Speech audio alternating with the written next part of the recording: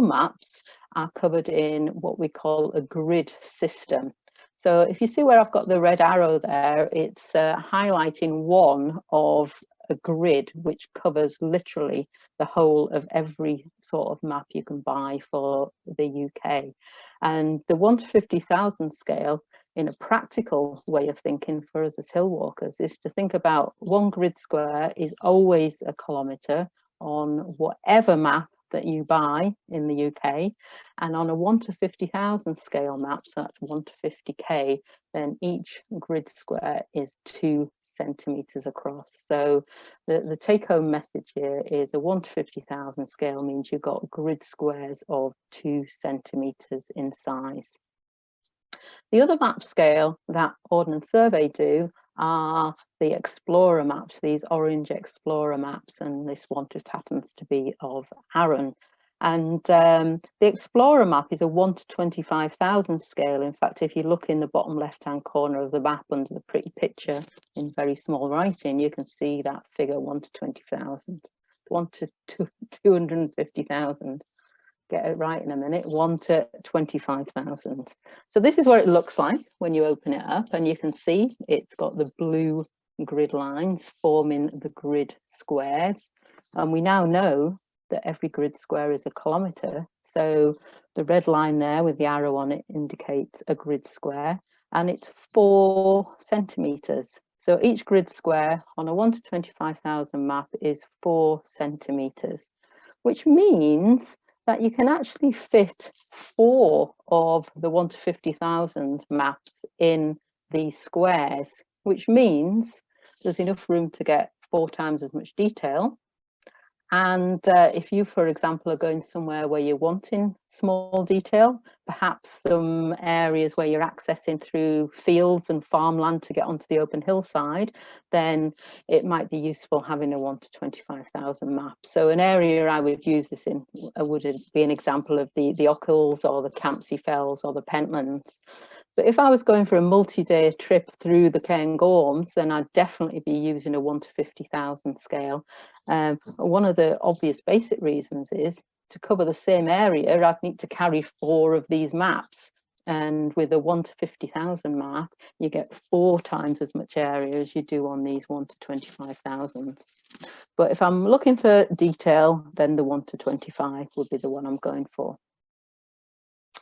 We also have another big player of maps, which cover many parts of the UK. They're produced by a company called Harvey's. So you can just see their little logo in the top left-hand corner here. Now, Harvey's are a Scottish company. In fact, they're based just outside Stirling. And instead of coming from a military background, they come from an orienteering and a hill walking background.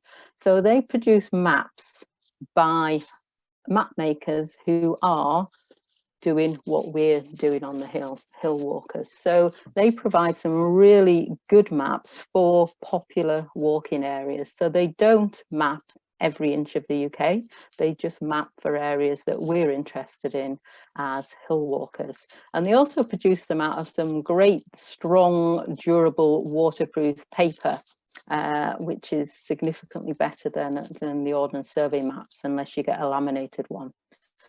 So this is what it looks like inside this 1 to 25,000 scale Harvey map. This is the island of Rum here.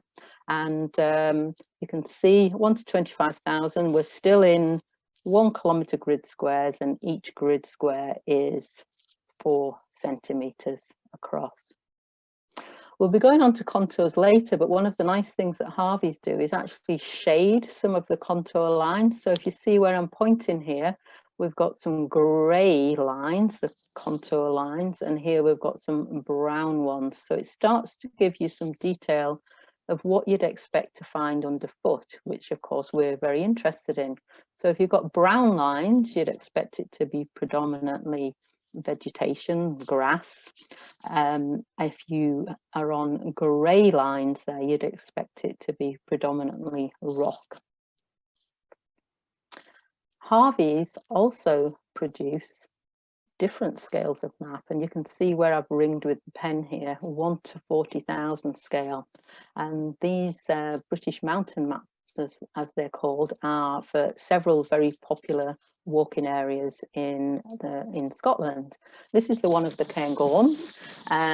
Another nice thing that Harveys do, as you can see here, they shade for different types of vegetation. So in the top left of the map, we've got kind of green, which is forest, and then we've got the yellow ground, which is kind of open grassland, and then we sort of move on to the mountainous areas and up to Cairngorm. And because it's shaded differently, it does start to give you a bit of a visual impression that actually this isn't a flat piece of paper. It's trying to represent a landscape that is three-dimensional.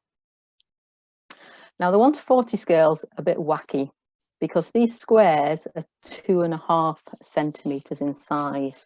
So they do start to take a little bit of getting your head around the 1:40,000 maps. And if you're of a certain age, then probably they're not a map for you, because you do need some good eyesight to see them as you do the 1:50,000 scales.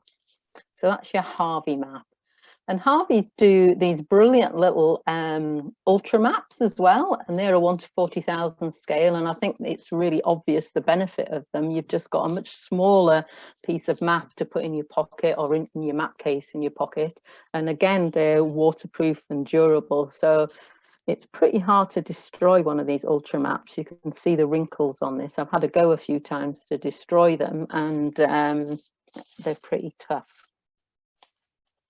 Final type of map I'd like to introduce you to is the long distance footpath map. So the Cape Roth Trail is one of our many long distance footpaths, which runs all the way from Fort William up to Cape Roth. And if you took a rucksack full of 1:50,000 maps to cover every inch of that trail, you would probably not have a lot of space for much else. You'd need numerous sheets, whereas Harveys have switched on to the fact that you only actually need the bit of mapping sort of either side of the glen that you're going to be walking up. So it's a collection of maps that literally just map the long distance footpaths. So a really useful bit of kit if you're thinking about perhaps something like the West Highland Way.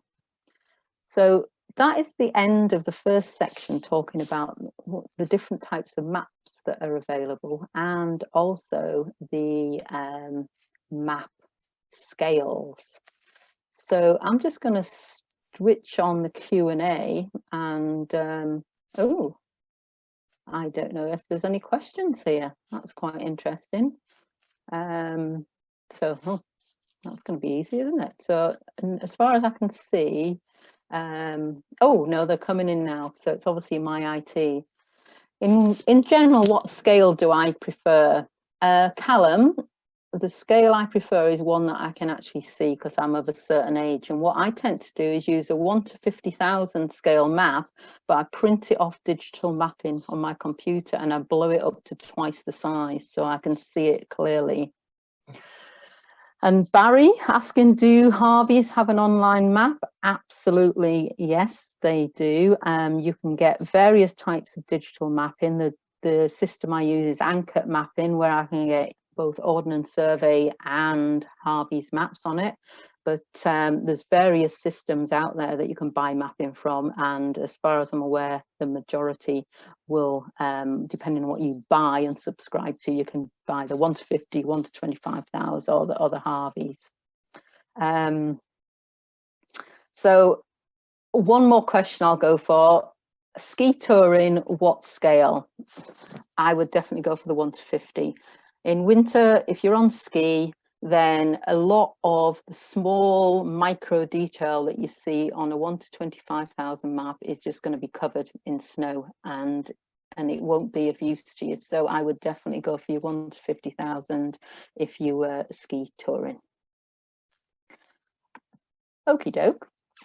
Apologies, I can only answer a couple of questions for each section, and perhaps behind the scene my colleague Helen might be able to answer some more as well in the background. But we're going to move on now to a section which is all about locating yourself on the map. And that's interesting because I've stopped moving the slides. It stopped working again. Fantastic. So if you just bear with me, folks, I will endeavour to get us started again. And oh, okay, right, we're working again. Excellent. I'm assuming you can see that. I think someone will be shouting at me if we can't. So maps are clearly a really important part of navigating, but also one of these is crucial, having a compass. And after 40 years navigating and not getting any commission from Silver, I feel a bit put out, to be honest, because all I can ever do is recommend Silver Expedition Mark IV compasses. So Silver is a Scandinavian company here. There's the Silver logo, and the type, the Expedition Mark IV, you can see here, type Mark IV. And this particular compass has what we call a long base plate on it, which is crucial for taking accurate bearings and judging distances and things. So if you haven't bought a compass yet and you're thinking of getting one, which hopefully you are, then this Silver Expedition Mark IV is the one to go for. What you also need to go for before you even step out the door is one of these, which is a map case. The ones I use are these Autoliv map cases, which cost you around about 12 quid for a small A4 one. And they're a really great bit of kit. They're very flexible and they operate well when it's cold. A lot of the cheaper map cases are very brittle plastic, and as soon as you're out in a winter environment, they just crack. So Autoliv is a really good make if you're looking for a map case, and I would definitely have a map case and have your map in it. I was on the Cairngorm Mountain Rescue Team for 17 years, and I was out on many rescues where the primary reason for the rescue was the fact that people's paper maps had turned into some wet mush and they weren't able to read it. Another really key bit of kit, and I always call it my get out of jail free card, is this app. So the app is called OS Locate. OS is Ordnance Survey, and it's free, which makes it an even better get out of jail free card. And I never use the compass on it, never used that in my life. But what I regularly use is the feature that gives me a grid reference. So I've put a little red circle around the NH, which I'm going to explain shortly. And under the NH, you've got a series of 6 numbers. And it also gives you an altitude of where that unit is. And this OS Locate, you don't need to have phone reception on your phone for it to work. It will operate on the phone's GPS. So it's my first get out of jail free card. If I'm not sure of my location, I would switch on my phone, I would get that grid reference, and then I would put that onto the map, which is what we're going to learn how to do next. And that means once I've put the grid reference on the map, it gives me a location, and I can then make a decision on what to do next. So that NH, really important you're aware of that, because what the Ordnance Survey have done is they've split the whole of the UK into 100 kilometre squares, and to ensure that you know which 100 kilometre square you're talking about, they've prefixed it with 2 letters. So where my OS Locate was there, I'm in NH because I'm up here in the Cairngorm, so it already identifies what part of the country that I'm in. And that's because the grid system is numbered, and we'll see that on the map shortly, from 0 to 99, and then it repeats itself again. So in order to know which 100 kilometre square that you're in, you need to have this prefix. And whether you're using maybe a GPS on a watch or a handheld GPS or that OS Locate, you'll always be given that prefix so it identifies which 100 kilometre square you're in. Another key tool before we learn how to do grid references is being aware of this. Now, that might be a new word to you, Roma. It's a wacky word, and I've no idea where it's come from. And if anyone knows, then please do let me know.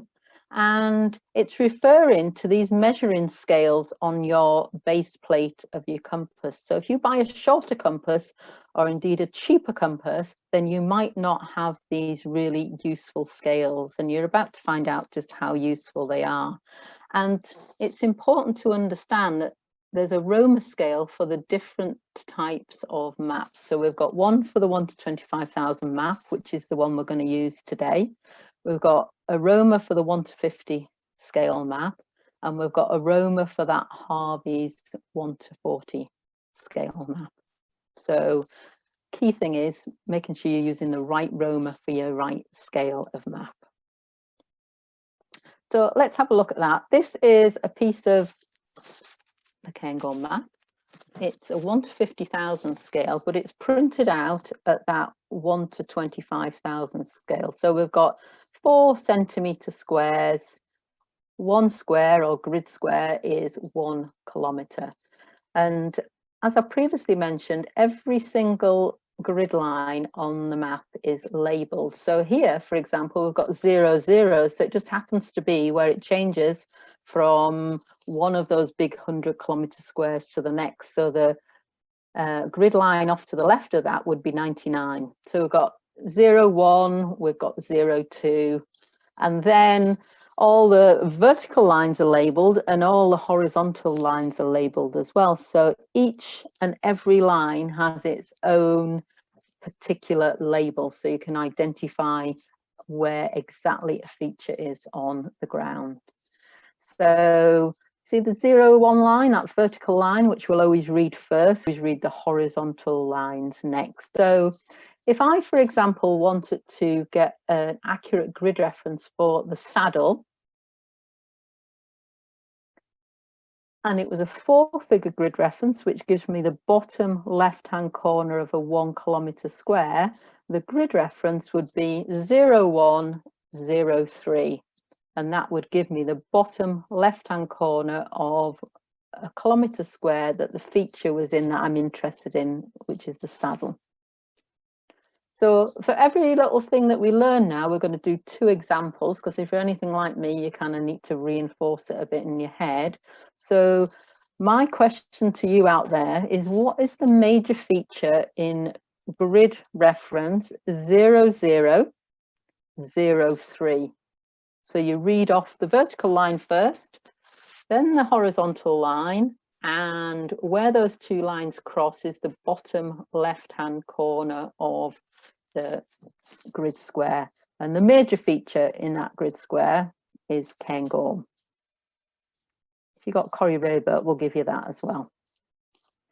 You may have noticed that I've put in some little blanks here, and that's purposeful because a 4-figure grid reference giving a 1 kilometre square is a hell of a big area if, say, the mountain rescue team are looking for you in the dark, in a whiteout in winter. So what we generally use is the 6-figure grid reference, which is what we saw on that OS locate slide, a 6-figure grid reference. So to get a 6-figure grid reference, we divide each of the kilometre squares into units of 10, which is illustrated on the diagram here. And you can see how it splits it up and starts to give us a little bit more detail. So let's have a look at that in practice. And we're going to use our Roma, the measuring scale, to help us get the detail that we need. So we're going to work out how to give an accurate 6-figure grid reference for this point here, 807 meters. That's a spot height above sea level, 807 meters above sea level. And it's a place called the Saddle. And the first thing I do is put the correct scale Roma, which is in this case the 1 to 25,000 Roma, on the bottom left-hand corner of the square. And then I slide it along until the corner of the Roma is on the feature I'm interested in getting a grid reference for. So let's have a look at that. I've put a little bit of white paper underneath so you can see it more clearly. So I've slid it along from the vertical, and it's 8 to have the corner in the correct place. and I've slid it up from the horizontal to 3. So I've slid it across, always working from the vertical first and then the horizontal. So the 6-figure grid reference for the saddle would be 018033. So just to recap there, I'm sliding the roamer along from the vertical line and up from the horizontal line, and the corner of the roamer is on the point that I'm interested in giving the grid reference for. And it might be if you say had an accident in that position and you had to get in touch with emergency services, you could then give them a very accurate grid reference of the location you were at and save an awful lot of time and effort for the emergency services. So let's have another look at an example of that. Now, it'd be interesting in the Q&As to give me some comments of what you think this feature is here. It's a good job I'm a mountaineer and not an artist, that's all I can say. So we want to get a 6-figure grid reference of this thing in the lock here. So remember, you put the corner of the roamer of your compass on the bottom left-hand corner of the square, and then sliding the compass across from the vertical and up from the horizontal. And that gives you, I'm giving the game away now, Mr. Shark at 014024. So having that ability to put a 6-figure grid reference on the map and have that free app on your phone is a really, really good get out of jail free card. And at one time, you know, grid references were like just so like old school, but with modern technology, they've really made a comeback and are really, really useful for us as navigation and just check-in as a sort of giving us confidence as a backup as to our location. Right, I've just clicked on to the questions here. Oh, and this is a really good one here from Derek Brown. Is it worth pointing out that silver Type 4 compasses come in 2 varieties? Yes, it is a good idea, Derek, and we'll be going into more detail on the compass later, but you might see a really cheap option of this compass on the internet, and it's probably like a knocked off military one in mils. So you need to make sure the one you buy is one that has the 360 degrees of the compass. And when we come to taking bearings at the end, I'll repeat that and show you what you're looking for.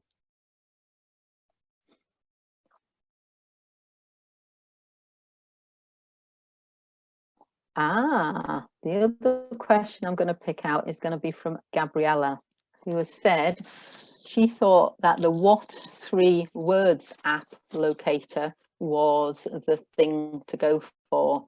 So What 3 Words is another free app, and it literally gives you detail down to a 3 meter square, whereas a OS grid reference, well, it could give you down to a 1 meter square if you had a 10-figure grid reference, but generally we work on 6, which is 100 meter square. So What 3 Words will give you a 3 meter square, and it's just a random set of words. So for example, I don't know, cat dog book for my location right here in the Cairngorms, and if you gave that to the emergency services, they could then switch on to their technology and see where cat dog book was.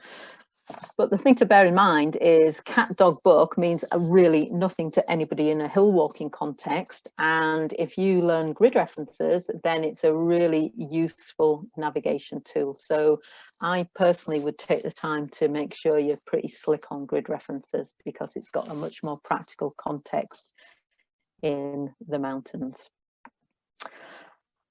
Okie doke, we're going to move on now, and I'm hoping my technology isn't going to let me down here. Oh my goodness, it doesn't like this stopping and click. I know, it doesn't like me clicking on that Q&A box, because every time I do that, the PowerPoint stops working. Okay, we're going to have a bit of a faff around again here, guys. I do apologize for this, and I'm just going to have to come out of it again to start it.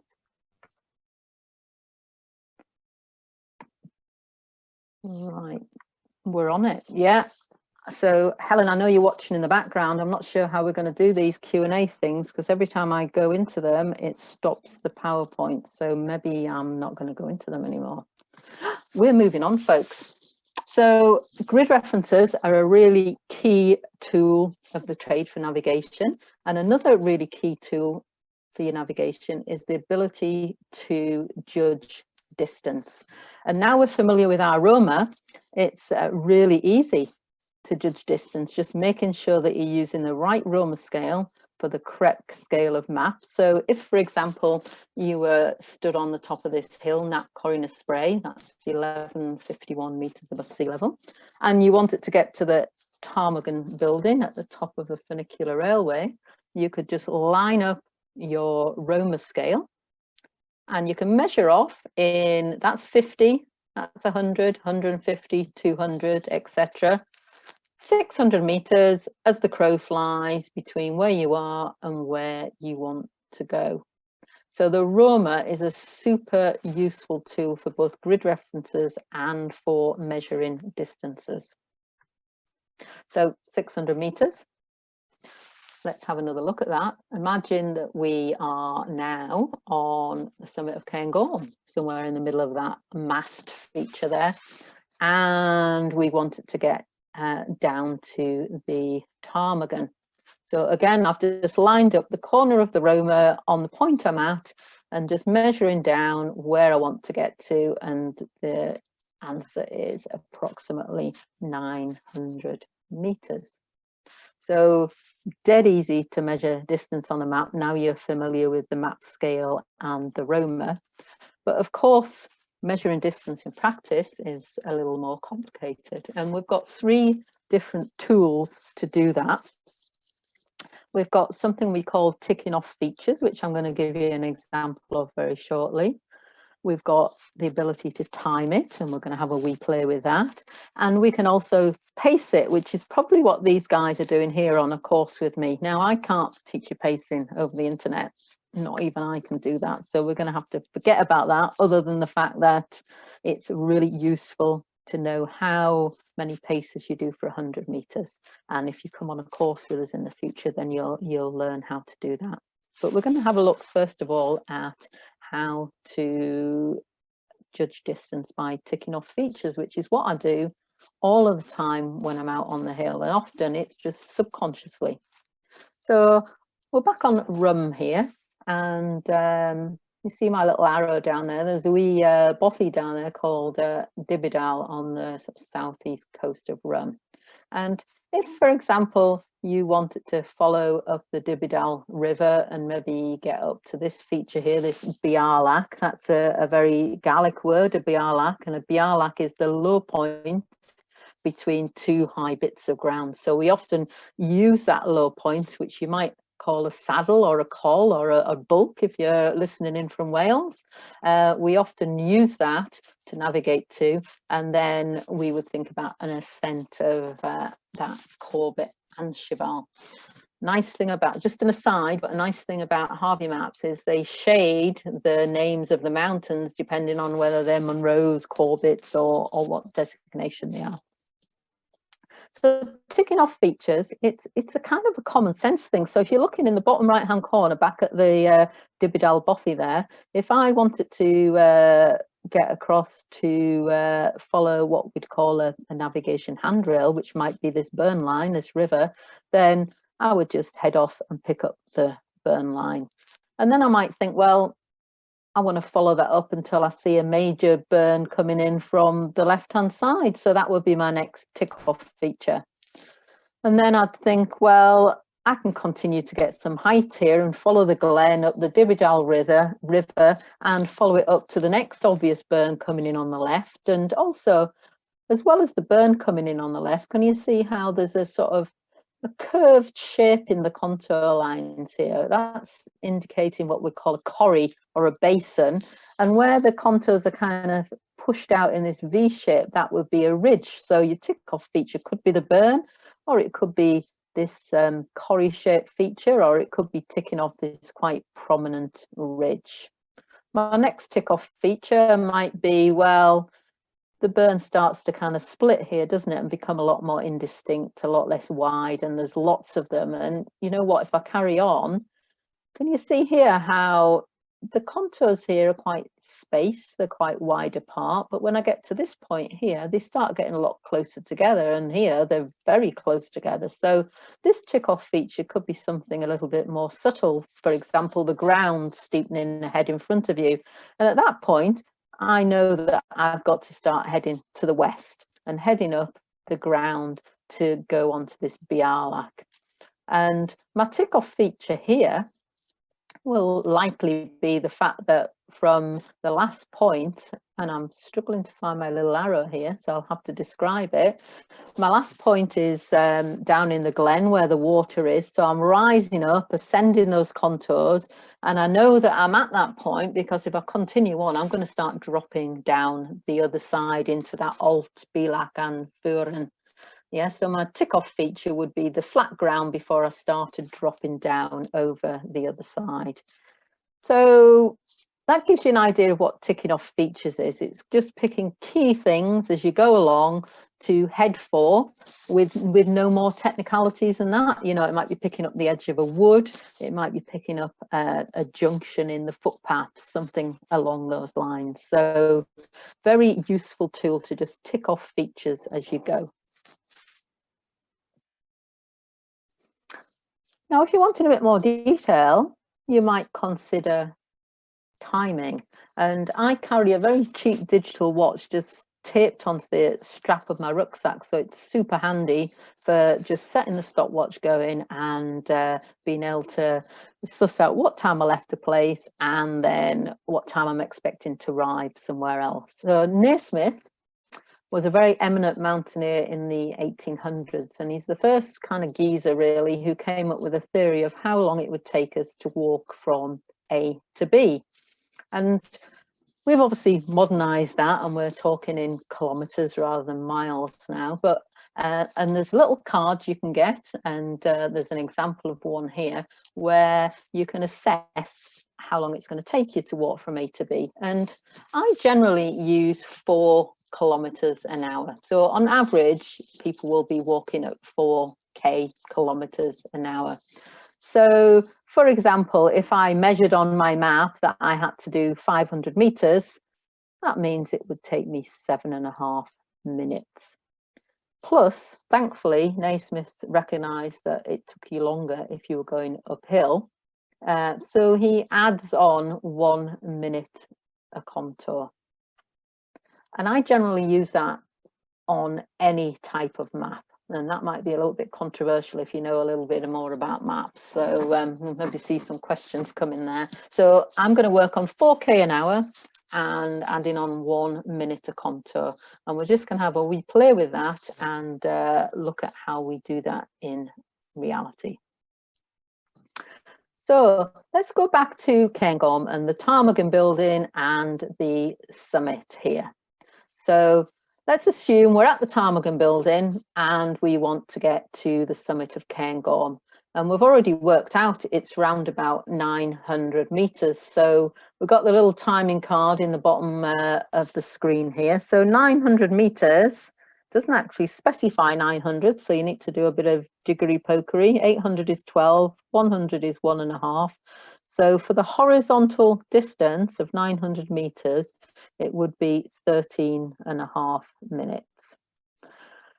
But I'm sure most of you out there have noticed there's 1 or 2 contour lines between the Ptarmigan building and the top of Cairngorm.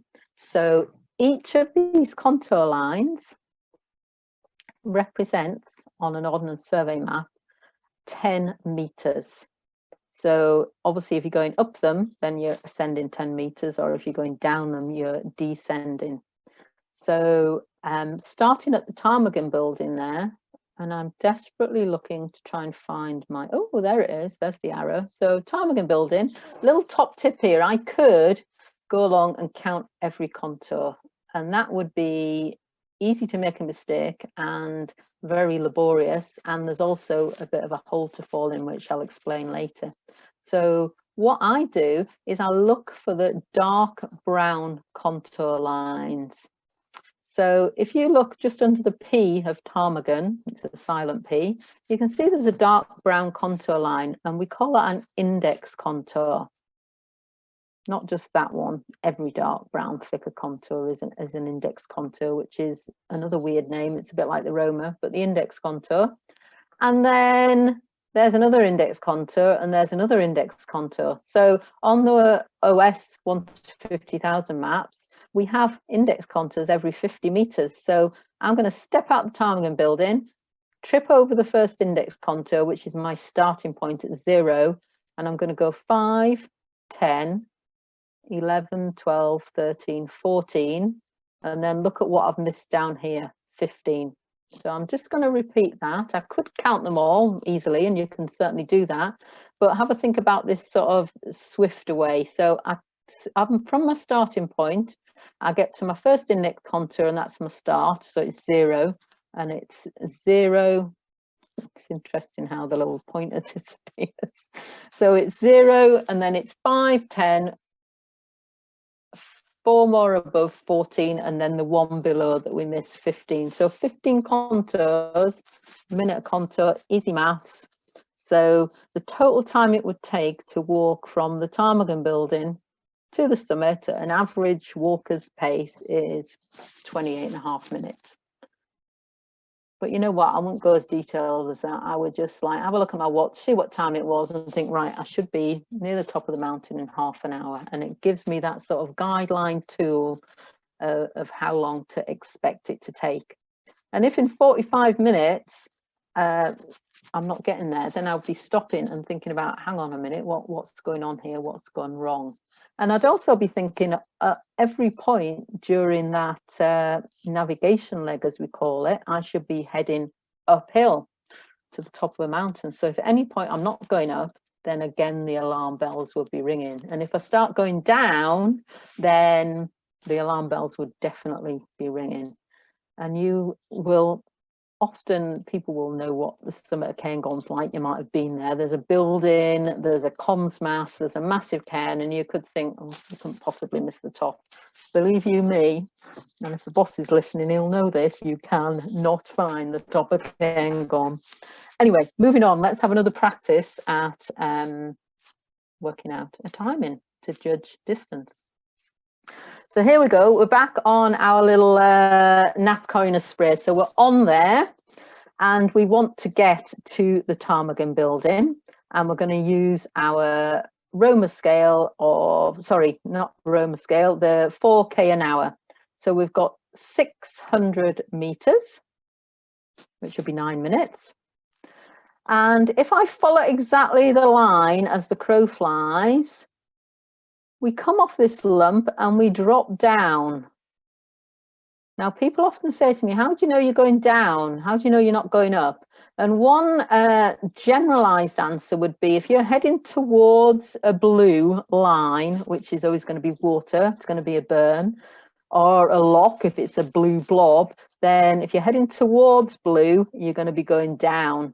If you're heading away from blue, you're going to be heading up. So in this context, we're dropping down to this low point, and then we're going up 1, 2 contours.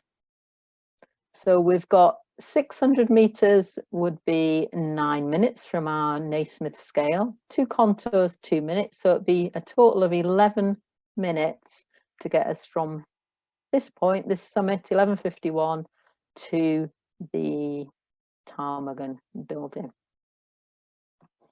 So worth, if it's new to you, obviously getting hold of a map and a compass with a Roma scale, and just having a play with this. And at the end, I'll signpost you to a place on our website where it's got all this information and a lot more. So if you're desperately trying to scribble notes, then don't be too conscientious, because it's all there on the website. And also remember, this is recorded as well, so you can go over it in your own time.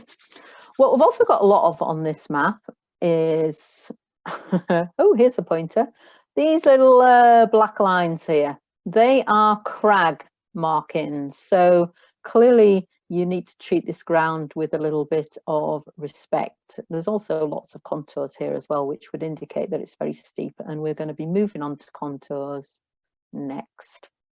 So normally I would take some questions now because that's the end of the measuring distance section, but I daren't because it's going to muck up the PowerPoint. So we're just going to bang on straight on to thinking about contours. So contours, we've seen lots of brown wiggly lines on the map, and when you're starting out, I think contours are the most complex thing. But try to get your head around the fact that the map is a two-dimensional visual of what out there in the real world is very much a three-dimensional landscape. So if you think about sort of slicing up the mountains, a bit like slicing up, I don't know, slices of an orange or something, and then superimposing that onto a flat piece of paper. That's how the cartographers aim to give us a good visual of that 3D landscape. That's pretty complicated, isn't it?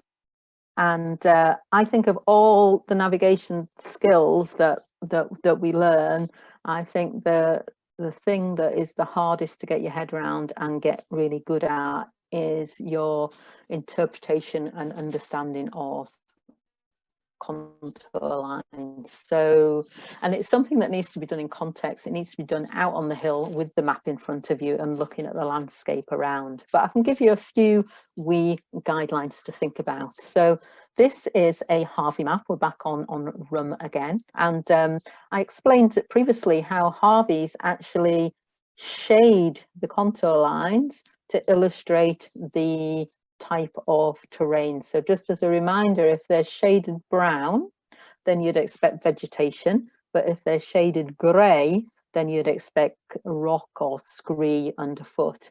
And lots of obviously crag markings on here as well, which some people refer to as little eyelashes, which I think is quite amusing on these Harvey maps. They look like a row of eyelashes. So contour lines link equal heights above sea level. They also show the shape of the ground and the height above sea level. So if I can get my little pointer to work, this is not at all frustrating that I can't just easily, but well, here we go, it keeps appearing. So let me give you a few examples. So showing height above sea level, you can see here that the index contours are labelled, and these numbers, for example, 375, that's a height in meters above sea level. And on the Harvey maps, the contour interval between each contour is 15 meters. On the OS maps, it's 10. On some of the OS maps that are 1 to 25,000 scale of the lower hills, an example would be the Campsie Fells, you actually get 5 meter contour intervals, which is way too much and very confusing, I think. So Harvey's a 15 meter contour interval. So a contour interval is you go up or down 15 meters, you'll have a contour line shown. So the index contours are every 75 meters, and the index contours are shown to help give that sort of visual relief that this is trying to represent a three-dimensional landscape. The contours, of course, don't just show the height, they also show you the shape or relief of the ground. And when you start getting your head around them, when you're out on the hill for yourselves, they start to show really incredible detail. I'm looking for my pointer again. Here, for example, is a ridge where the contours are pushing out in this V shape. Here is a corrie or a basin where the contours push in to the landscape. We can see flattenings where there's a gap between the contour lines showing a flattening. So they are incredibly detailed. Look at this tiny little feature here. That's a little spur, we would call it, sticking out from the hillside. And it also tells me that it's going to be rocky because it's grey coloured spur. Something else on the Harvey's maps, they have these little things which are kind of dash lines. And we call those, I'm forgetting what they're called. Form lines. They're called form lines. And if it's not quite another 15 meters, but it's quite a significant feature on the ground, they will show that with a dashed contour line on a Harvey's map. So at this stage, I think understanding index contours are every 5 contours, whether you're on OS or Harvey's, and that the contour interval on these Harvey maps is 15 meters. But let's have a look at the OS map, because this is subtly different. The contours do the same, of course. They're showing you the shape of the ground, the relief of the ground, the height above sea level. So remember, our saddle had a spot height on it at 807 meters. We've got a spot height 1245, Cairngorm, the 6th highest mountain. We've got contours labeled here, and the index contours here are every 50 meters. So can you see we've got 950, 1000, 1050, etc. Crags, scree markings down here, the little dots are scree markings. So contour interval on majority of OS maps are 10 meters. I want to just introduce you to an issue with contour lines. And the reason it's an issue, and literally it is a big issue, people die because of this issue. Every year in the mountains, several people come to grief because of this issue. So if you just see where I've circled here, we've got 2 index contours and they're every 50 meters and the contours are every 10. So between each index contour line, there should be 4 little skinny contours. So you can see them here, for example, there's 4. You can see them here, there's 4. But here, there's only 2. And we all understand that if the contours are further spaced, then the ground's less steep. So here is kind of quite relaxed ground, whereas here looks pretty steep. But we also fall into the trap of seeing if there's gaps between the contours, then we're kind of pretty happy, it's pretty relaxed. And here there's gaps between the contours, which you might think indicates that there's some flattish ground. But what actually happens is it's so damn steep, the cartographers physically can't fit in all the lines. So they miss them out, and it's a phenomenon we call missing contours.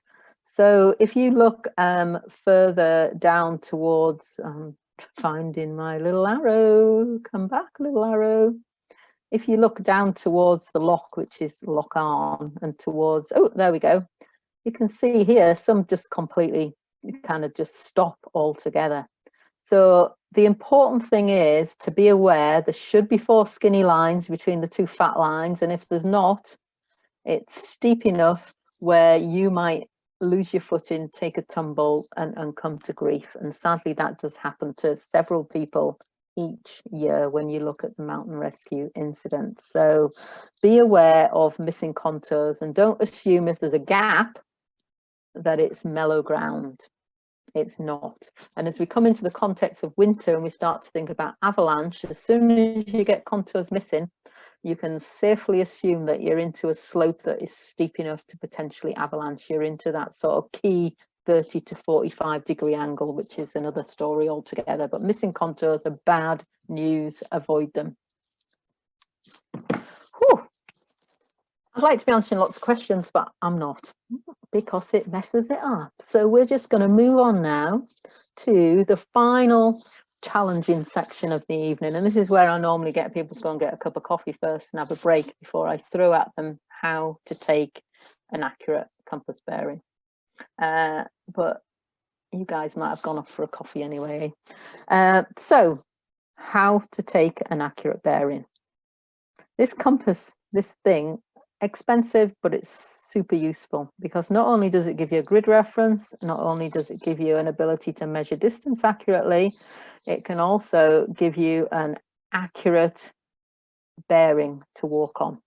But we need to learn a bit of terminology first before I can possibly teach you about how to take a bearing. So this is the underside of a silver Mark IV compass, and the big flat bit on the bottom underneath it we call the base plate. And What many people might not know is on the base plate, there are 3 little sticky feet. So they're not that obvious. There's another one that will raise little sticky foot on there. So if you go out to the shop and think, oh, that looks like one of those Silver Mark IVs, it's got a long base plate, then be warned, if it costs less money, then you're going to get less for your money. And these little sticky feet are pretty key when you're trying to deal with a wet map case, a high wind, and a big pair of gloves. You can just see the little sticky feet looming under here as well. The question earlier was referring to this. You've got your 360 degrees of the compass. So they're in degrees, and the same compass is sold in a military format, which has a zillion mills around the outside for super detail, so you can point a rocket launcher at somebody. Not really relevant for us. Make sure it's got the 360 degrees and nothing more. So we have our Roma scale, which we are well versed with now, on the top side of the compass. That's new. Direction of travel arrow. Now it looks like a little tent there, and it's not very big, and it's pretty key because that's the direction you're going to walk in. So it's you need to know about it. We've got a tram line, and that might be new even to people who have quite a lot of experience in navigation out there in the audience. So the tram line is this black line here, which runs parallel to the edge of the compass. We've got our compass housing, which is the twiddly bit with all the degrees of the compass marked on it. That turns. We've got a floating north arrow. That floating arrow, which is suspended in fluid, will nearly always point to north. Notice that caveat, nearly always, because there are times when things around it will change that, but let's not go into that now. It should be pointing to north, and the white arrow on the other end should be pointing to south. And we've got what we call a fixed red arrow, or I might refer to it as a red chevroned arrow. There we go, a fixed red arrow. So that doesn't float around, that's painted on the bottom of the compass housing. The only thing that floats around is this. The compass operates on magnetic north. And finally, where we read our bearing, so we might say to a pal, I've got a bearing of north in this case, is here. And there's a little black line which isn't very obvious here, but it just comes out from the foot of the N, and it's also sandwiched in some day glow kind of subtly greeny stuff that actually absorbs light from your head torches and glows in the dark. And you've got that there as well, which is another direction of travel arrow. So that will glow in the dark with the light from your head torch. So that is a guided tour of the names of the different functions on the compass. So what we're going to do now in a 3-stage process is learn how to take an accurate compass bearing from your map. But first of all, when might I want to do this?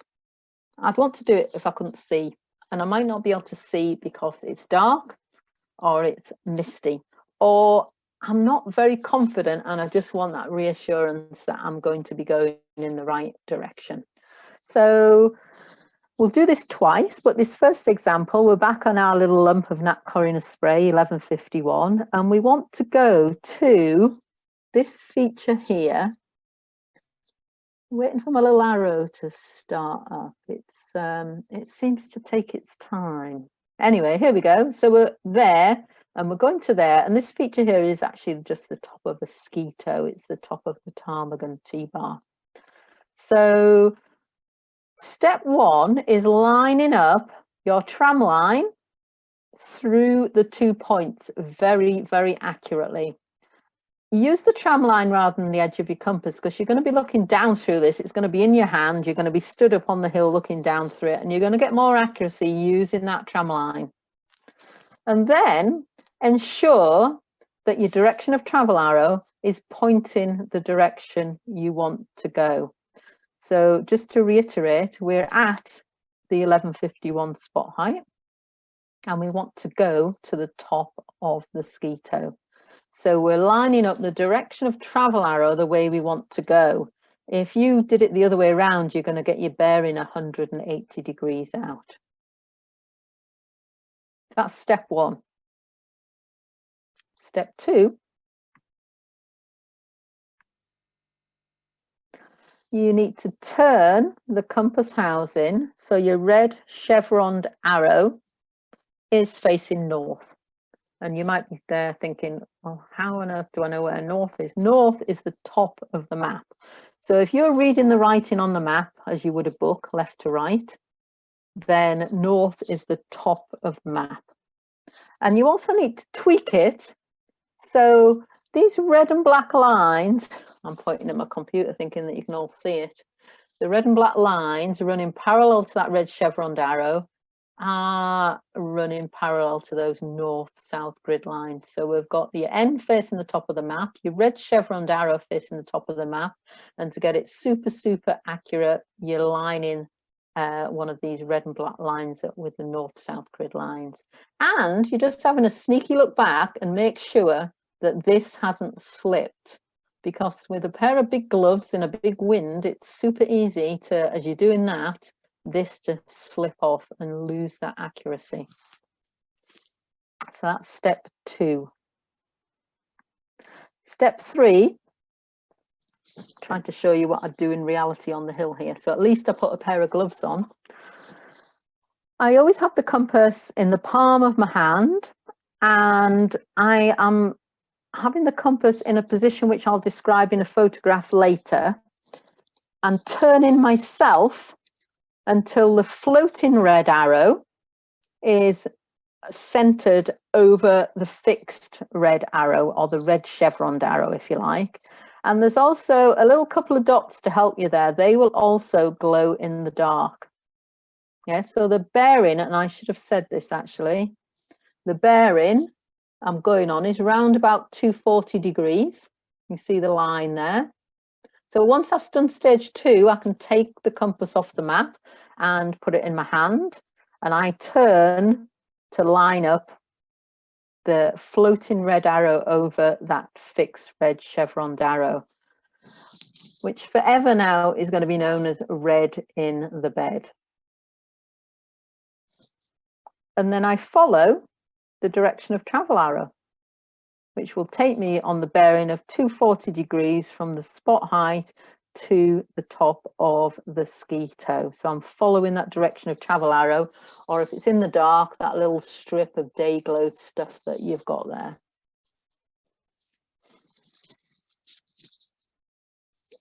So shall we go through that again? Because even if we're sat together doing this, I think this takes a few shots at getting your head around. So let's imagine that we are at this point, which is a big cairn at 1,141 meters above sea level. And it's a key descent point off the Cairngorm Plateau, so it's a good place to learn your bearing here. And we want to get down to the car park, into the ski area, but initially we're just thinking about getting down the top of that steep ridge down into the ski area and down into the quarry. So we're on the top, wanting to get down. So the first thing we do is line up in step one our tram line through the 1141 point and down the ridge towards that ski toe. Ensuring, of course, that your direction of travel arrow is facing the way you want to go. We then, on step two, turn the compass housing. So we're lining up the red chevroned arrow and the N pointing towards the top of the map, and tweaking it so the red and black lines are running parallel to the north-south grid lines. And then remembering to just quickly check back and make sure your tram line hasn't slipped. And that gives us a bearing round about 320 degrees. And we then line up the compass, floating red arrow over fixed red arrow, or now red in the bed, and we follow our direction of travel arrow. Now, clearly, that's a lot to get your head around in this context, and much easier if you then go and follow it and learn how to use it. But you can always revisit this video and have a play a few times when you've got your map and compass with you in front of you. So this is what it might look like in reality. And if you're thinking, oh my goodness, that's obviously midwinter, that was last Thursday, so just under a week ago, on one of the Munros down Lagan Way. And I'm just trying to show you how I would walk on that compass. So the compass there is held in the palm of my hand, red in the bed. I'm following that direction of travel arrow. And it's really key that the compass is flat, because that needle's suspended in fluid. If it's just slightly off the flat, which you see a lot of people walking along, like I've actually got a compass here, you see a lot of people walking along with the compass kind of just slightly angled up a bit, then they're never going to walk in the right direction. It needs to be flat, and it needs also to be away from your body, because there's lots of things about our persons now that is going to really mess with that compass, because it operates on the Earth's magnetic field. We have a difference, of course, between mag north and grid north, which you might have heard called the magnetic variation. Time's running out, so I'm not going to go into too much detail. You need to know that here in Scotland in 2020 and 2021, you do not need to bother about magnetic variation. You just take the bearing off the map and you walk on it. It's as simple as that. Right, so we're just coming to a close here, folks, but I just wanted to point you in the right direction of some homework if you're interested. And this is just a screenshot of a page on our website. That's our website if you're not familiar with it, and I know many of you aren't, but everything I've talked about tonight is there, and a whole lot more as well. So if you're a sort of learner that likes to go and reflect and read, then head for our website. And you might be interested in joining us. Obviously, there's lots of advantages of joining Mountaineering Scotland, not least of which we're representing your interests in the Scottish mountains with regard to access and issues. But also it gives you a huge amount of discounts in outdoor shops and with various other outdoor retailers, etc.